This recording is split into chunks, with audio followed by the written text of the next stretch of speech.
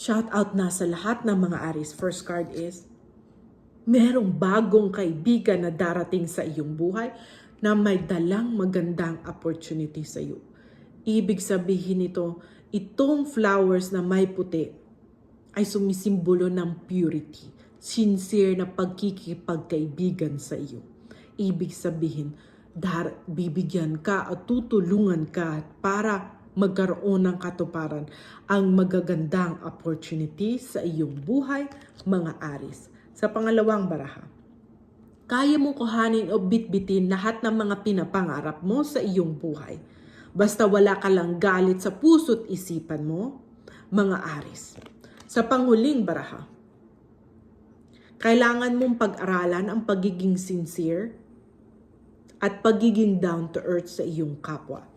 Meron kang isang kahilingan na bibigyan ng katuparan ng ating Panginoong Diyos. Ibig sabihin dito,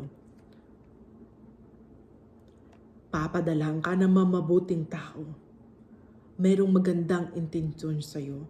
Natutulungan ka na makamit mo ang mga magagandang opportunity mo. Meron kang lakas, kaya mo kuhain o pitpitin lahat ng mga pinapangarap mo sa iyong buhay.